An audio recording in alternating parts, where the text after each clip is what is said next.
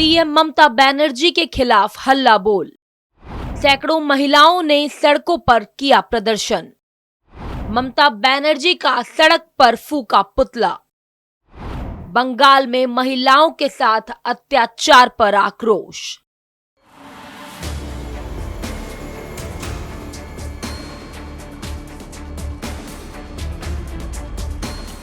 पश्चिम बंगाल की मुख्यमंत्री ममता बनर्जी अब चारों तरफ से घिर गई हैं, क्योंकि अब ममता बनर्जी के खिलाफ महिलाओं ने ऐसा मोर्चा खोल दिया है जिसे रोक पाना अब आसान नहीं होगा।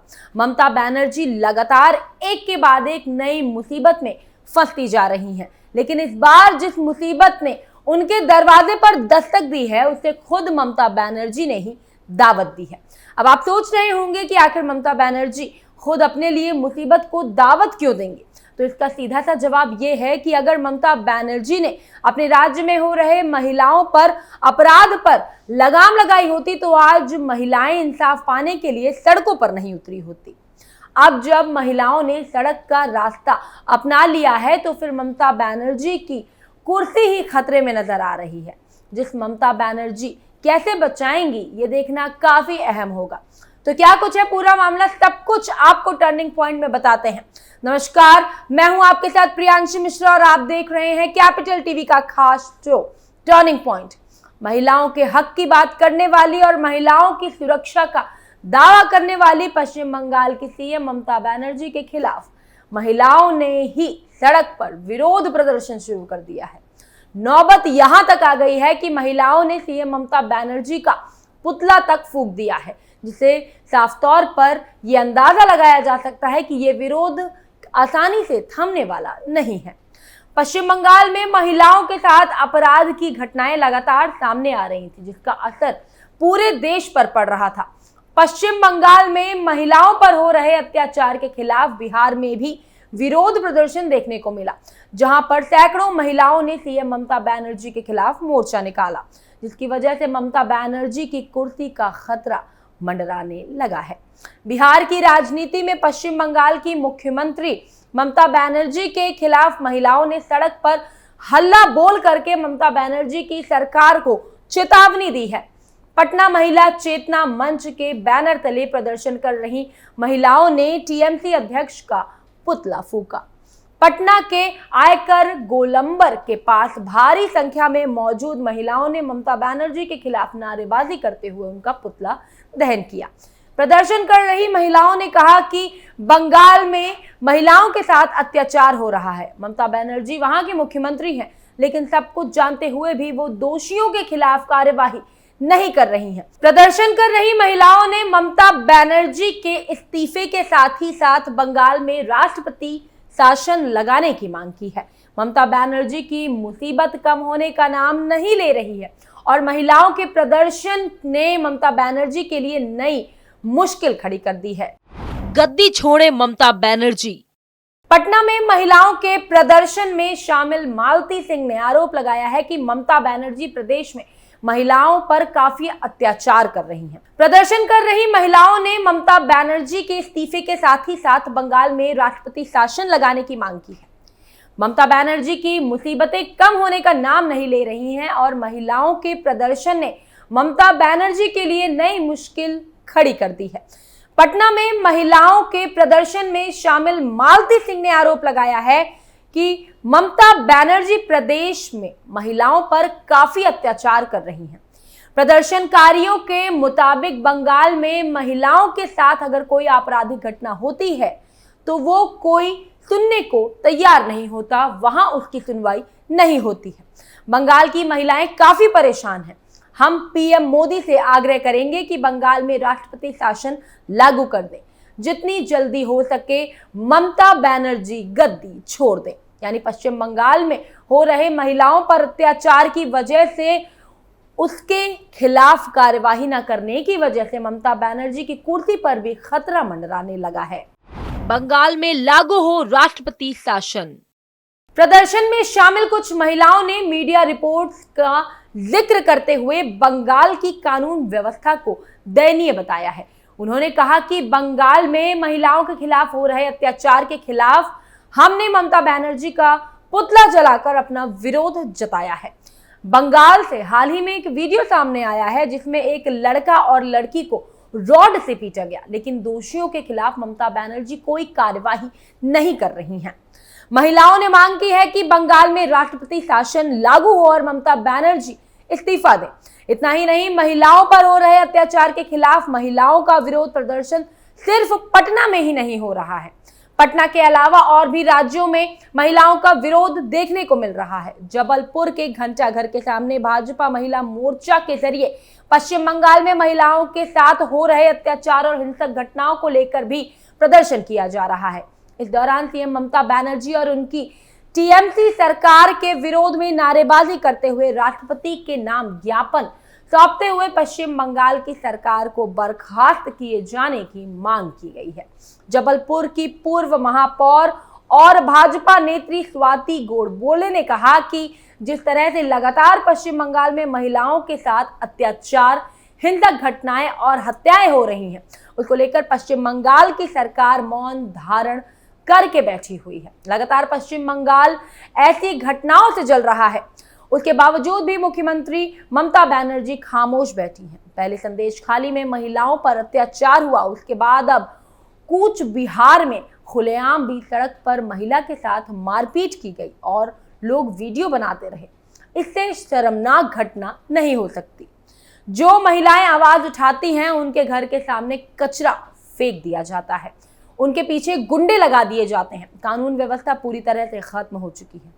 इसीलिए मांग की गई कि पश्चिम बंगाल में राष्ट्रपति शासन लगाया जाए। इसके अलावा हरियाणा के महेंद्रगढ़ में भी महिलाओं ने पश्चिम बंगाल में हो रहे अत्याचार के खिलाफ आवाज उठाई है। पश्चिम बंगाल की सीएम ममता बनर्जी का पुतला दहन करते हुए केंद्रीय गृह मंत्री के नाम का ज्ञापन एसडीएम को सौंपा। इसके अलावा भी कई राज्यों में महिलाओं का विरोध प्रदर्शन देखने को मिला। क्या है वो घटना जिसने ममता सरकार को फंसाया? अब चलिए आपको पश्चिम बंगाल में हाल ही में महिलाओं को लेकर जो घटनाएं सामने आई हैं उससे रूबरू करवाते हैं, जिसकी वजह से ममता बनर्जी के खिलाफ महिलाओं ने हल्ला बोल किया है। अभी हाल ही में बंगाल में एक महिला की सरेआम बेरहमी से पिटाई का वीडियो सामने आया है। उस वीडियो के सामने आने के बाद राज्य की ममता सरकार भारतीय जनता पार्टी के निशाने पर आ गई है। भाजपा ने ममता सरकार की तुलना तालिबान जैसी सरकार से कर दी है। भाजपा ने आरोप लगाया है कि राज्य में कानून व्यवस्था जैसी कोई चीज नहीं है। टीएमसी के राज्य में सरिया अदालतें चल रही हैं। महिला की पिटाई का ये वीडियो उत्तरी दिनाजपुर का बताया जा रहा है। केंद्रीय मंत्री और पार्टी अध्यक्ष जेपी नड्डा ने ममता सरकार को निशाने पर लेते हुए कहा कि इस तरह की क्रूरता एवं बर्बरता केवल धर्म तंत्रों में होती है। टीएमसी के नेता और उसके विधायक इस पिटाई को जायज ठहरा रहे हैं। ये और परेशान करने वाली बात है, चाहे वो संदेशखाली हो, उत्तरी दिनाजपुर हो अथवा कोई अन्य जगह। दीदी का पश्चिम बंगाल महिलाओं के लिए सुरक्षित नहीं है। भाजपा के मीडिया सेल प्रभारी अमित मालविया ने भी ममता सरकार पर जमकर निशाना साधा है। उन्होंने कहा कि ममता सरकार का बदसूरत चेहरा है। वीडियो में महिला की निर्दयता पूर्वक पिटाई जो शख्स कर रहा है उसका नाम ताजमुल है और इलाके में उसे जेसीबी के नाम से जाना जाता है। ये अपने इंसाफ सभा के जरिए तुरंत न्याय देने के लिए कुख्यात है। ये शख्स विधायक हमीदुर रहमान का करीबी है। बंगाल में शरिया कानून चल रहा है, इसके खिलाफ लोगों को जागरूक होना चाहिए। हर गांव में एक संदेश खाली है और महिलाओं के लिए ममता बनर्जी अभिशाप है। क्या इस बार ममता बनर्जी कार्रवाई करेंगी या संदेश खाली की तरह चुप रहेंगी? वीडियो सामने आने के बाद चोपड़ा के टीएमसी विधायक रहमान ने महिला को दुष्ट जानवर करार दिया। विधायक का दावा है कि उसकी गतिविधियां असामाजिक थी। रहमान ने कहा कि ये गांव का मामला है, पार्टी से इसका कोई लेना देना नहीं है। महिला ने अपने पति, बेटे और बेटी को छोड़ दिया था, वो दुष्ट जानवर बन गई थी। महिला के साथ जो कुछ भी हुआ वो थोड़ा ज्यादा था। हालांकि इस बयान की आलोचना होने के बाद रहमान बैकफुट पर आ गए और सफाई दी। पश्चिम बंगाल पुलिस ने इस घटना को लेकर एक मामला भी दर्ज किया है और ताजमुल को गिरफ्तार किया है। वीडियो में जो व्यक्ति दोनों लोगों को डंडे से पीटते हुए दिखाई दे रहा है वो कथित तौर पर उत्तर दिनाजपुर जिले के चोपड़ा का एक स्थानीय तृणमूल नेता है, जहां अवैध अदालत यानी कंगारू कोर्ट के फैसले के बाद ये घटना हुई थी। कोर्ट भी ममता सरकार को लगा चुका है फटकार। इससे पहले पश्चिम बंगाल के संदेशखाली में हिंसा के मामले पर कलकत्ता हाईकोर्ट ने स्वतः संज्ञान लिया था।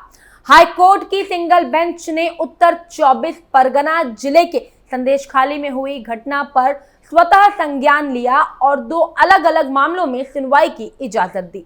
जस्टिस अपूर्व सिन्हा रॉय ने कहा कि मैं संदेशखाली में 2 घटनाओं से स्तब्ध हूँ।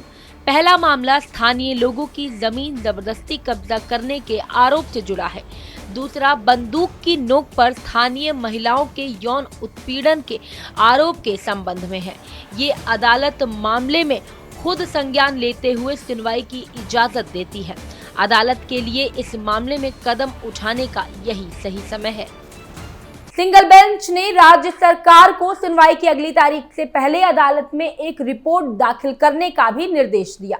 इसी बीच राज्य बीजेपी ने न्यायमूर्ति जय सेनगुप्ता की एक और एकल न्यायाधीश पीठ में अलग याचिका दायर की, जिसमें पार्टी के नेताओं को संकटग्रस्त संदेशखाली का दौरा करने की इजाजत मांगी गई है।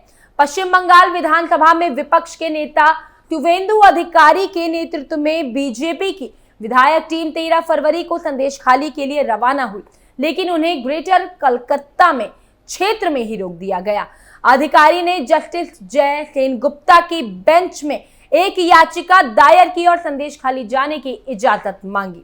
उधर संदेशखाली बीजेपी के प्रस्तावित धरना प्रदर्शन को देखते हुए सुरक्षा कड़ी कर दी गई। संदेशखाली में महिलाएं तृणमूल कांग्रेस के नेता शाहजहां शेख और उनके सहयोगी के जरिए से किए गए कथित अत्याचारों को लेकर पिछले कुछ दिनों से आंदोलन कर रही थी। लेकिन सोचने वाली बात तो यह है कि ममता बनर्जी के पश्चिम बंगाल में महिलाओं पर अत्याचार को लेकर अलग अलग खबरें आती रही हैं, लेकिन ममता बनर्जी ये कहती हैं कि महिलाएं सबसे ज्यादा सुरक्षित हैं। ये पश्चिम बंगाल है जो पूरी तरह से किसी मजाक से कम नहीं लगता। लेकिन अब देखना होगा कि महिलाओं के विरोध प्रदर्शन को ममता बनर्जी किस तरह से रोकती हैं। टर्निंग पॉइंट में फिलहाल के लिए बस इतना ही, लेकिन बाकी खबरों को देखते रहिए और जुड़े रहिए कैपिटल टीवी के साथ। नमस्कार।